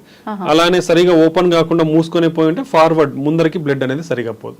సో ఈ 4 వాల్వ్స్ లో వచ్చే అవకాశం ఉండొచ్చు. కొన్ని కంజెనిటల్ గా పుట్టుకతో ఉన్న కూడా వస్తాయి, కొన్ని ఏజ్ రిలేటెడ్ వస్తాయి, కొన్ని ఇన్ఫెక్షన్స్ ద్వారా వస్తాయి. సో పలు కారణాలు ఉంటాయి ఇవి రానికి. దెన్ మజిల్ అనేది కూడా ఏంటంటే రీజనల్ థిక్గా ఉండాలి. అది మనము కొందరిలో ఫెయిల్యూర్ అవుతుంది. ఫెయిల్యూర్ అయినప్పుడు ఏమవుతుందంటే సన్నబడిపోతుంది. సన్నబడిపోయినప్పుడు వచ్చేదాన్ని డైలేటెడ్ కార్డియోమైపతి అంటాము. లేదా కొందరిలో జెనెటిక్ అబ్నార్మాలిటీ ఉండి, లేదా బీపీ ఉన్న వాళ్ళు, కిడ్నీ ప్రాబ్లమ్స్ ఉన్న వాళ్ళలో మందం ఎక్కువగా ఉండే అవకాశం. మందంగా ఎక్కువ ఉన్నప్పుడు ఏమవుతుందంటే రిలాక్సేషన్, అంటే మన గుండె ఎలా అయితే ముడుచుకుంటుందో అలా ప్యూర్ గా మళ్ళీ రిలాక్స్ అవ్వాలి, తెరుచుకోవాలి. అలా మజిల్ తిక్కుగా ఉన్నప్పుడు ఏమవుతుందంటే బాగా ముడుచుకుంటుంది కానీ సరిగా రిలాక్స్ కాదు. రిలాక్స్ అవునప్పుడు మనం రిసీవింగ్ బ్లడ్ అనేది తగ్గిపోతుంది. తగ్గిపోయినప్పుడు ఫార్వర్డ్ పంపింగ్ కూడా తగ్గిపోతుంది. సో దీన్నే హైపర్ట్రోఫిక్ కార్డియోమైపతి అంటాం.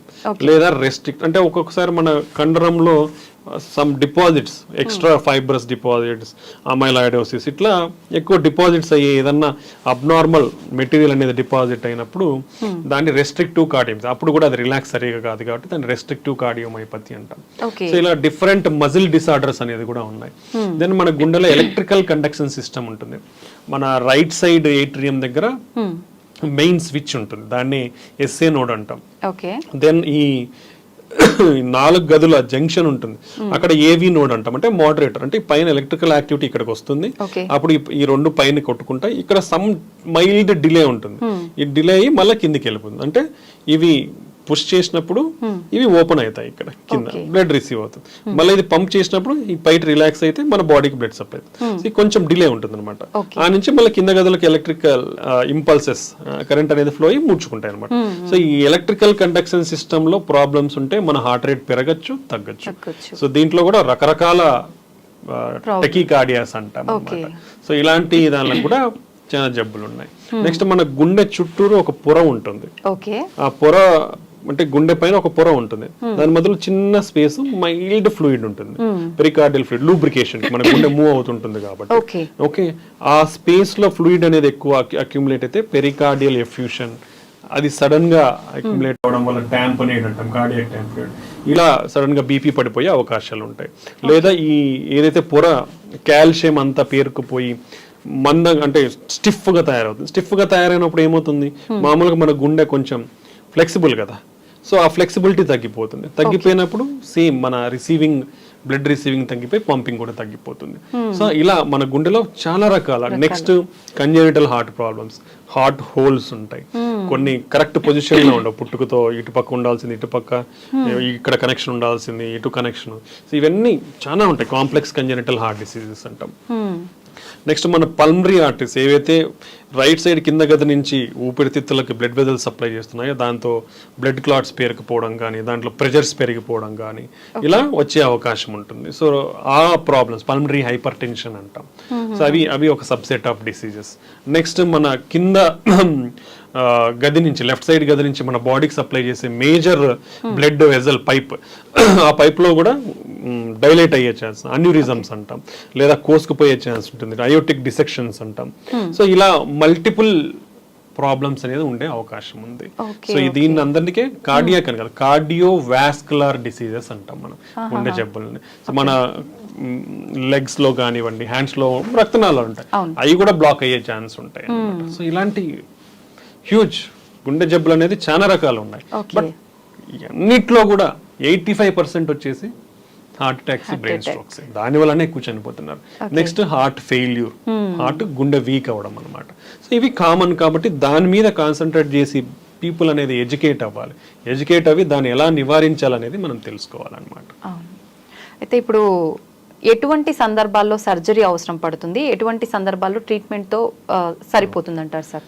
అంటే ఒక్కొక్క డిసీజ్కి ఒక్కొక్క ట్రీట్మెంట్ ఉంటుంది. సో బట్ మనకి ప్రతి జబ్బుకి కూడా కొన్ని గైడ్ లైన్స్ అనేది ఉంటాయి. అంటే ఈ విధంగా ఉంటే ఈ విధంగా చేయాలి అంటే మనకి గైడ్ లైన్స్ అనేది ఒక్కొక్క జబ్బుకు ఉంటాయి. బట్ మనం ప్రాక్టికల్ గా చూస్తే ఒక మనిషిలో ఒక జబ్బే ఉండదు, 2-3 ఉంటాయి.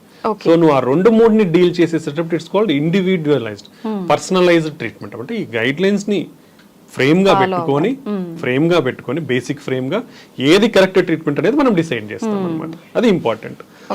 That is called patient centric approach అంటాం. అంటే పేషెంట్ కి ఏం ప్రాబ్లం ఉంది, ఎటువంటి ప్రాబ్లమ్స్ ఉన్నాయి అవి చూసుకొని, అంటే గుండెది ఒకటే కాదు, వాళ్ళ కిడ్నీ ప్రాబ్లమ్స్ ఉంటాయి, లంగ్ ప్రాబ్లమ్స్ ఉంటాయి, లివర్ ప్రాబ్లమ్స్ ఉంటాయి.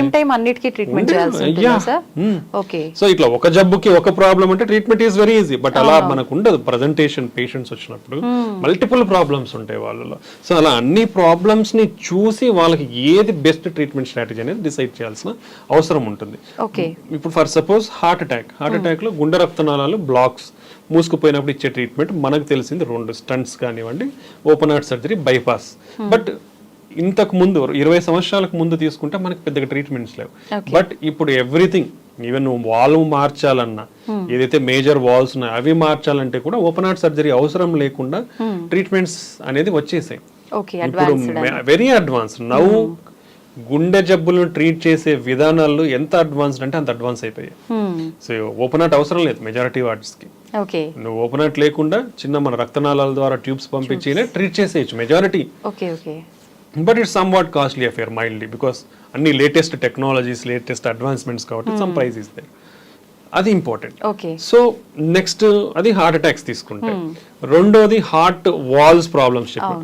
వాల్స్ ప్రాబ్లమ్స్ కూడా ఇంతకుముందు ఓన్లీ ఓపెన్ హార్ట్ చేసి వాల్స్ రిప్లేస్ చేసేవాళ్ళు. అంటే ఇవన్నీ కూడా ఏంటంటే ఈ పేషెంట్ ఏజ్ ఎంత, సివియారిటీ ఎంత, వాళ్ళకి అదర్ ప్రాబ్లమ్స్ ఏమున్నాయి, ఓకే, ఇవన్నీ తీసుకొని మనం డెసిషన్ మేకింగ్ ఉంటుంది. సో వీళ్ళల్లో ఓపెన్ హార్ట్ సర్జరీ బెస్టా, లేదంటే అది అవసరం లేకుండానే ట్రీట్ చేయొచ్చా, లేదా మందులతోనే ట్రీట్ చేయొచ్చా అనేది మనం డెసిషన్ సివియారిటీని బట్టి, ఏజ్ని బట్టి మనం డెసిషన్ మేకింగ్ అనేది ఉంటుంది. నెక్స్ట్ ఇప్పుడు ఎలక్ట్రికల్ కండక్షన్ సిస్టమ్ ప్రాబ్లమ్స్ ఉంటాయి, దానికి డెఫినెటివ్ ట్రీట్మెంట్స్. హార్ట్ రేట్ పడిపోయింది అంటే పేస్ మేకర్ వేయించుకోవాలి. హార్ట్ రేట్ లెస్ దెన్ 40 కంటే ఉంది, పేస్ మేకర్ వేయించుకోవాలి. నెక్స్ట్ వచ్చేసి మన హార్ట్ రేట్ అనేది ఫ్రీక్వెంట్ గా ఎక్కువ కొట్టుకుంటా ఉంది, దానికి డిఫరెంట్ ట్రీట్మెంట్స్. ఒకటి ఏంటంటే ఐసిడి, పేస్ మేకర్ లాంటిది, ఇంట్రాకార్డియాక్ డిఫిబ్రిలేటర్ అంటాం. సో అలాంటిది విపరీతంగా హార్ట్ రేట్ అనేది ఎక్కువ కొట్టుకుంటా ఉంటే మనం అది సజెస్ట్ చేస్తాం. లేదా వాళ్ళకి ఇప్పుడు ఎలక్ట్రోఫిజియలాజికల్ స్టడీస్ అంటాం, అంటే అది ఎక్కడి నుంచి వస్తుంది, దాంట్లో డిఫరెంట్ మెకానిజమ్స్ వల్ల వస్తాయి. హార్ట్ రేట్ ఎక్కువ కొట్టుకోవడం అనేది ఎక్కడి నుంచి వస్తుంది అనేది మనం ఐడెంటిఫై చేసి ఆ సర్క్యూట్ ఏదైతే ఉంటుందో దాన్ని చిన్న మనం థెరపీ ద్వారా ట్రీట్ చేస్తే ఆ సర్క్యూట్ వెళ్ళిపోతుంది. వెళ్ళిపోయినప్పుడు అది తగ్గే అవకాశం ఉంటుంది. దాన్ని రేడియో ఫ్రీక్వెన్సీ అబ్లేషన్ అంటాం. దాంట్లో huge technologies, basic 2D analysis లేదా 3D ఇమేజింగ్ మెథడ్స్ కూడా ఉంటాయి, CAR2 అంటాం. దాంట్లో డిఫరెంట్ టెక్నాలజీస్ ఉన్నాయి అన్నమాట. రీసెంట్ గానే నేను ఒక న్యూస్ చూసాను పేపర్లో, 1.2 lakhs ఆ మెడిసిన్ అది తీసుకుంటే గుండెకి సంబంధించిన జబ్బులు రాకుండా ఉండే అవకాశం ఉంటుంది, దాని నుంచి బయటపడే అవకాశం ఉంటుంది అని చెప్పి. ఏంటి సార్ ఇదంతా నిజమైన? చాలా కాస్ట్లీ కూడా కదా అది. అంటే ఇది రీసెంట్ డెవలప్మెంట్ అండి. ఏంటంటే ఇంక్లిజిరాన్ ఇంజెక్షన్ అంటాం అది. సో బేసికలీ మనకు ఆల్రెడీ దీనికంటే ముందే PCSK9 ఇన్హిబిటర్స్ అని ఉన్నాయి. అదేంటంటే మన కొలెస్ట్రాల్ ని, అంటే ఇప్పుడు లివర్ పైన LDL రిసెప్టర్స్ ఉంటాయి. అంటే మన LDL బ్యాడ్ కొలెస్ట్రాల్ ని తీసుకొని లివర్ లోకి తీసుకొని మనకి ఆ బ్యాడ్ కొలెస్ట్రాల్ అనేది తగ్గిస్తాయి అనమాట. సో మనకి ఇంతకు ముందు ఉన్న PCSK9 ఇన్హిబిటర్స్ అంటే ఈ మోనోక్లోనల్ యాంటీబాడీస్. ఆ యాంటీబాడీస్ ఇచ్చినప్పుడు బాడీలో అవి PCSK9 కి అటాచ్ అయిపోయి, సో ఆ ఎఫెక్ట్ అంటే ఆ PCSK9 ఎంజైమ్ ఏదంతా ఆ ఎఫెక్ట్ LDL రిసెప్టర్స్ మీద లేకుండా ప్రభావితం చూపేది. దాని ద్వారా LDL రిసెప్టర్స్ అనేది లివర్ పైన అబండెంట్ గా ఉండి LDL బ్యాడ్ కొలెస్ట్రాల్ అనేది లివర్ లోకి తీసుకొని డిస్పోజ్ చేయడం వల్ల కంట్రోల్ చేసేది. అది ఒక మెకానిజం. ఇప్పుడు ఈ ఇన్క్లిజిరాన్ ఏంటంటే ఈ ఇన్క్లిజర్ అనేది జీన్ లెవెల్లో మనకి, అంటే RNA సైలెన్సింగ్ RNA జీన్ లెవెల్లో పనిచేస్తుంది అనమాట. అదేమవుతుందంటే అది ఇవ్వడం వల్ల జీన్ లెవెల్లో టోటల్ గా ఈ PCSK9 ఏదైతే ఉందో దాని ప్రొడక్షన్ నే కంప్లీట్ గా తగ్గించేస్తుంది. అప్పుడు ఇది వచ్చి దీనికి LDL రిసెప్టర్స్ అనేది అటాచ్ కాదు కదా. అటాచ్ కానప్పుడు అబడెంట్ రిసెప్టర్స్ అనేది లివర్ పైన ఉండి ఈ LDL బ్యాడ్ కొలెస్ట్రాల్ తీసుకొని తగ్గించిస్తుంది అనమాట లివర్. సో ఇది ఈ రెండింటికి ఇంత ముందు ఉన్న కాంపౌండ్ ఏంటంటే మోనోక్లోనల్ యాంటీబాడీస్. అంటే PCSK9 ప్రొడ్యూస్ అవుతుంది, బట్ దాని యాక్షన్ ని ప్రివెంట్ చేసేవి యాంటీబాడీస్. ఇప్పుడు ఈ కొత్తగా వచ్చిన ఇంజెక్షన్ ఏంటంటే ఆ ప్రొడక్షన్ నే తగ్గించేస్తుంది అనమాట. అది బెనిఫిషియల్. ఇది ఎక్కడ మేజర్ బెనిఫిషియల్ అంటే ఇంతకు ముందు అది అట్లీస్ట్ 2 వారాలకు ఒక ఇంజెక్షన్ తీసుకోవాలా PCSK9 ఇన్హిబిటర్స్ అనేది. ఇది only they are recommending yearly 2 injections. Initial first year లో అయితే 0, 3, 12. అంటే ఫస్ట్ ఇంజెక్షన్ 0 ఫస్ట్ తీసుకున్న తర్వాత 3 నెలలకు ఒకటి తీసుకొని మళ్ళీ సంవత్సరానికి ఒకటి. ఫస్ట్ సంవత్సరంలోనే 3 ఇంజెక్షన్లు అవుతుంది, కానీ ఆ తర్వాత ఎవ్రీ ఇయర్ 2 ఇంజెక్షన్స్ తీసుకుంటే మన కొలెస్ట్రాల్ లెవెల్స్ అనేది కంట్రోల్లో ఉంటాయి, కాబట్టి హార్ట్ అటాక్స్ అనేది తగ్గుతాయి అనేది మనకి వచ్చింది. బట్ దీంట్లో ఏంటంటే ఇది ఇంతవరకు చేసిన అధ్యయనాలలో ఎక్కడ యూజ్ చేశారంటే ఆల్రెడీ హార్ట్ అటాక్ తో అఫెక్ట్ అయిన వాళ్ళు కొలెస్ట్రాల్ మందులు వాడుకుంటున్నా కూడా, ఈ మెడికేషన్స్ వాడుకుంటున్నా కూడా కంట్రోల్ కావట్లేదు అంటే వాళ్ళల్లో ఈ ఇంజెక్షన్ ఇస్తే ఫర్దర్ కంట్రోల్ అయ్యి మనకి ఈ బెనిఫిషియల్ ఎఫెక్ట్స్ అనేది ఉంటాయి అనేది ఇంతవరకు మనం జరిగింది. సో ఈ ఇంజెక్షన్ కూడా ఏంటంటే ఆల్మోస్ట్ 56% ఆఫ్ LDL కొలెస్ట్రాల్ ని తగ్గిస్తుంది అనమాట. ఇది మనకున్న ఇంతవరకున్న అధ్యయనాలతో ఇది. సో ఇంతకుముందు మనం మెడికేషన్స్ టాబ్లెట్స్ అయితే రోజు వేసుకోవాలా, చిన్నపాటి సైడ్ ఎఫెక్ట్స్, కండరాల నొప్పులు, ఇలా మైల్డ్ లివర్ ప్రాబ్లమ్స్ కొందరిలో వచ్చే అవకాశం ఉంటుంది. బట్ దాని కాస్ట్ తీసుకుంటే తక్కువ ఉంటుంది, బట్ డైలీ తీసుకోవాలి, ఆ డిస్కంఫర్ట్ అనేది ఉంటుంది. ఆ నెక్స్ట్ లెవెల్లో వచ్చింది ఏంటంటే నెలకు 2 ఇంజక్షన్లు తీసుకునేది వచ్చింది. ఆ దాని కాస్ట్ కూడా ఎక్కువే ఉండేది. అది almost per year it will go up to 4 lakhs వరకు అయ్యేది. ఇప్పుడు ఈ ఇంజెక్షన్ లో మేజర్ అడ్వాంటేజ్ ఏంటంటే నంబర్ ఆఫ్ డోసెస్ అనేది తగ్గిపోయి సంవత్సరానికి 2. సో అది అడ్వాంటేజ్. సో మనకి ఆ సైడ్ ఎఫెక్ట్స్ కానివ్వండి, రోజు తీసుకోవాల్సిన అవసరం కానీ లేకుండా మన కొలెస్ట్రాల్ ని తగ్గించుకునే విధానం అనమాట. ఇది ఒక కొలెస్ట్రాల్ ని తగ్గించుకునే విధానం ఒకటే. ఓకే, సో ఇది రీచ్ లో దీని వల్ల సైడ్ ఎఫెక్ట్స్ ఏమి ఉండవంటారా సార్? చిన్నపాటి సైడ్ ఎఫెక్ట్స్ అంటే మనం సబ్క్యూటేనియస్ ఇస్తాం కాబట్టి లోకల్ సైట్ రియాక్షన్స్ అనేది తప్ప మేజర్ ఏం లేదు. సో ఇది మనము ఎవరిలో ఇస్తామనేది మనం తెలుసుకోవాల్సిన విషయం. రెండోది ఏంటంటే మనకున్న కొలెస్ట్రాల్ లోయరింగ్ ఏజెంట్స్ ఏవైతే ఉన్నాయో కూడా అవి కూడా almost high dose statins plus other ezetimibe ఇట్లాంటి కొన్ని డ్రగ్స్ ఉన్నాయి. దానితో కూడా 50-60% కొలెస్ట్రాల్ తగ్గుతుంది. ఈ but only advantage is డోజింగ్. Only 2 injection 2 times in a year me cholesterol ని కంట్రోల్ పెట్టుకోవచ్చు, రోజు వాడాల్సిన అవసరం లేదు. సో ఇదొకటే దాని అడ్వాంటేజ్. ఇది ఇంకా ముందు డ్రగ్స్ తో పోలిస్తే ఎంత ఎక్కువ తగ్గిస్తుంది అనేది ఇంకా మనకు అధ్యయనాల్లో జరగాలి. ప్లస్ ఎవరు ఆల్రెడీ హార్ట్ అటాక్ తో కాకుండా ఇలా అఫెక్ట్ కాని వాళ్ళల్లో ఇస్తే ఎంత తగ్గుతుంది, ఎంత రిస్క్ వీళ్ళకి రాకుండా ఉంటుంది అనేది ఇంకా మనకు స్టడీస్ అనేది రావాలి. ఎనీవే ఇట్ ఈస్ దాని ఎఫెక్ట్ అయితే కొలెస్ట్రాల్ లోయరింగ్ కాబట్టి ఈవెన్ అఫెక్ట్ కాని వాళ్ళు కూడా ఎవరికైనా కొలెస్ట్రాల్ లెవెల్స్ ఎక్కువ ఉంటే ఆల్మోస్ట్ వాళ్ళకున్న కొలెస్ట్రాల్ లెవెల్స్ 50% వరకు తగ్గే అవకాశం అయితే ఉంటుంది. ఓకే సార్, మనం ఎన్ని రకాల రీజన్స్ ఉన్న హార్ట్ అటాక్ రావడానికి ముఖ్యంగా కొలెస్ట్రాల్ అని చెప్పి ఎక్కువగా మాట్లాడుకుంటున్నాం. నిజంగా అసలు ఎంత ఉండాలి కొలెస్ట్రాల్ లెవెల్స్ అనేది? టోటల్ కొలెస్ట్రాల్ అనేది లెస్ దెన్ 200 ఉండాలి. ఎల్డిఎల్ కొలెస్ట్రాల్ అనేది మన రిస్క్ చేస్తాం అంటే ప్రతి ఒక్క మోర్ దెన్ 40 ఇయర్స్ పైన ఉన్న వాళ్ళకి మనకి రిస్క్ స్కోరింగ్ సిస్టమ్స్ అనేది atherosclerotic atherosclerotic disease scoring system ASCVD vascular disease risk scoring systems. అది కొన్ని పారామీటర్స్ మన బీపీ లెవెల్స్ ఎంత ఉన్నాయి, కొలెస్ట్రాల్ లెవెల్స్ ఎంత ఉన్నాయి, మనకు షుగర్ ఉందా లేదా అనేది కొన్ని కన్సిడర్ చేసుకొని రిస్క్ స్కోరింగ్ ఉంటుంది. లో, intermediate, high, very high risk అన్నట్లు ఉంటుంది అనమాట. సో ఈ రిస్క్ స్కోర్ని బట్టి మనం లెవెల్స్ అనేది కంట్రోల్లో పెట్టుకోవాలని చూస్తారు. యూజువల్ గా ఎల్డిఎల్ కొలెస్ట్రాల్ అనేది లెస్ దెన్ 100 ఉండాలి. లెస్ దెన్ 100 ఉంటే మనం తక్కువ రిస్క్ లో ఉన్నట్టు. దానికంటే తక్కువ ఉంటే ఇంకొంచెం బెనిఫిట్స్ ఉంటాయి అనేది ఉంది. అంటే ఎంత తక్కువ ఉంటే అంత బెనిఫిట్ అనేది ఇంపార్టెంట్. సో ఇలా మనం కొలెస్ట్రాల్ లెవెల్స్ ని total cholesterol, LDL cholesterol, HDL cholesterol అనేది మోర్ దాన్ 50 to 60 ఉండాలి. ఓకే, దెన్ ట్రైగ్లిజరైడ్స్ అనేది లెస్ దాన్ 150 ఉండాలి. దెన్ ఇవి కాకుండా మనకి నాన్ హెచ్డిఎల్ కొలెస్ట్రాల్ అంటే హెచ్డిఎల్ అంటే గుడ్ కొలెస్ట్రాల్, అది కాకుండా మిగతా మొత్తం కొలెస్ట్రాల్ ని నాన్ హెచ్డిఎల్ కొలెస్ట్రాల్ అంటాం. సో ఆ నాన్ హెచ్డిఎల్ కొలెస్ట్రాల్ కూడా లెస్ దెన్ 100 ఉండాలి. ఓకే, అంటే ఇది మనం ఆడవారిలో అయినా మగవారిలో అయినా ఏజ్ వాళ్ళలో అయినా ఇంతే నెంబర్ ఉండాలా సార్? అందరిలో.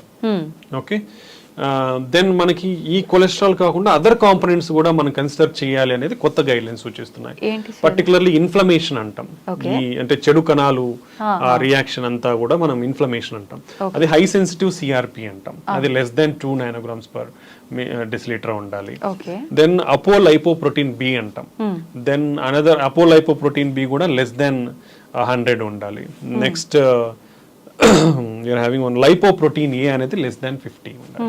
సో ఇలా ఈ కొలెస్ట్రాల్ కాకుండా ఈ మిగతా పారామీటర్స్ కూడా మనం మానిటర్ చేయాల్సిన అవసరం ఉందన్నమాట. సో ఇవి నార్మల్ వాల్యూస్ ఎట్లా ఉండాలి, అబ్నార్మల్ వాల్యూస్ ఇప్పుడు almost total cholesterol more than 240 ఉంటే ట్రీట్ చేయాలి. ట్రైగ్లిజరైడ్స్ మోర్ దెన్ 200 ఉంటే ట్రీట్ చేయాలి. ఎల్డిఎల్ కొలెస్ట్రాల్ మోర్ దెన్ 190 ఉంటే కంపల్సరీ. అదే లెస్ దెన్ 40 ఉన్న వాళ్ళలో మోర్ దెన్ 160 ఉంటే ట్రీట్ చేయాలి. ఓకే, ఇవి మనకున్న గైడ్ లైన్స్. సో ఇవన్నీ డిఫరెంట్ కంట్రీకి డిఫరెంట్ గైడ్ లైన్స్ ఉన్నాయి, బట్ ఆల్ గైడ్ లైన్స్ కూడా ఇవే సూచిస్తాయి అనమాట.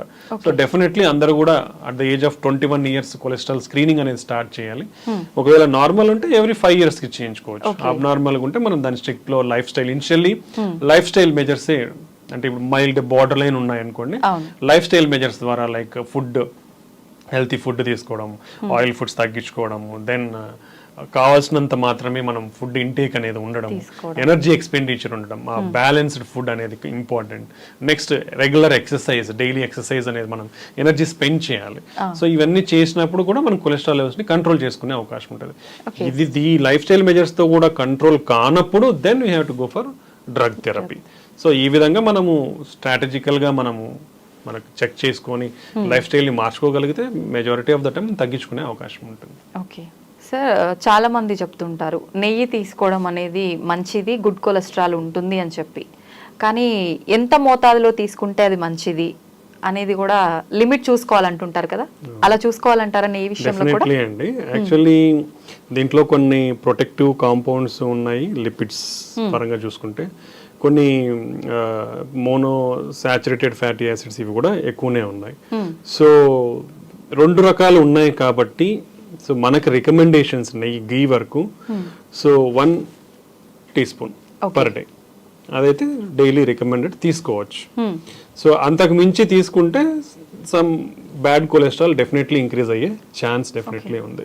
So that's why into lot of studies కూడా జరిగాయి ఎంత అమౌంట్ ఆఫ్ గీ తీసుకోవాలి. Particularly Indians are more familiar with intake of ghee. ఎక్కువగా నెయ్యి తీసుకునే అలవాటు అనేది మన సాంప్రదాయాల ఆచరణలో ఉంది కాబట్టి సో మన రిస్క్ ప్రొఫైల్కి ఎలా ఉంది అనేది కూడా స్టడీస్ జరిగాయి. దాంట్లో మనకు రికమెండేషన్స్ ఏంటంటే ఈ ఎవరైతే ఓన్లీ 1 teaspoon వరకు నెయ్యి ఒక రోజుకి తీసుకుంటే వాళ్ళకి హార్ట్ అటాక్స్ అనేది ఆర్ హార్ట్ ప్రాబ్లమ్స్ అనేది తక్కువగా ఉన్నాయి. అదే దానికంటే ఎక్కువగా తీసుకుంటే వాళ్ళల్లో హార్ట్ హెల్త్ ప్రాబ్లమ్స్ అనేది పెరిగే అవకాశం ఉంది. So 1 teaspoon per day is recommended. పాలు పెరుగు విషయానికి వస్తే చాలా మంది అది కూడా అంటుంటారు కొలెస్ట్రాల్ ఎక్కువగా తీసుకోవద్దు అని చెప్పి. తీసుకోవచ్చు అండి. మనకి even best diet Mediterranean diet అనే చెప్తాము హార్ట్ రిలేటెడ్ గా తీసుకుంటే. దాంట్లో కూడా మనకి it is recommended dairy products అనేది తీసుకోవచ్చు అనేది. Even per day at least 1 to 2 coffee కానివ్వండి తీసుకోవచ్చు, but not more than that. అలానే మనం తీసుకుంటే butter is not advisable. Okay, but cheese అనేది at least per week 2 to 3 times అనేది కూడా రికమెండెడ్ ఉంది దాంట్లో. బట్ క్వాంటిటీ అనేది మనం లిమిటెడ్ క్వాంటిటీ అనేది ఏదైనా మినిమం టు మోడరేట్ క్వాంటిటీ ఉన్నప్పుడు ఏం కాదు. ఎనీథింగ్ ఓవర్ క్వాంటిటీ తీసుకుంటే డెఫినెట్లీ సైడ్ ఎఫెక్ట్స్ అనేది ఉంటుంది. సో మన బేసిక్ పిరమిడ్ లో కూడా ఏంటంటే పైన టిప్ ఆఫ్ ద పిరమిడ్ లో ఉంటాయి ఇవన్నీ. కాబట్టి limited amount per week limited amount of dairy products అనేది డెఫినెట్లీ డైరీ ప్రోడక్ట్స్ డైలీ అనేది 1 to 2 times తీసుకోవచ్చు. It's advisable only, but not in more quantities. ఇప్పుడు కాఫీ అయితే 1 to 2 cups per day. Butter better to be avoided. Cheese, curd ఇవన్నీ కూడా తీసుకోవచ్చు. దానివల్ల అయితే హార్మ్ఫుల్ అయితే ఏం లేదు. Okay, thank you sir, thank you very much. నిజంగా హార్ట్ అనేసరికి చాలా రకాల డౌట్స్ ఎప్పటికప్పుడు మనం మాట్లాడుకున్నా కూడా ఇంకా కొత్త కొత్త డౌట్స్ వస్తూనే ఉన్నాయి. చాలా మంది కామెంట్లో కూడా పెడుతున్నారు. మరొక మంచి ఎపిసోడ్లో ఒక మంచి ఇంట్రెస్టింగ్ టాపిక్ ఏంటి అంటే హార్ట్ ట్రాన్స్ప్లాంటేషన్ గురించి మాట్లాడుకుందాం sir. Thank you sir, thank you very much.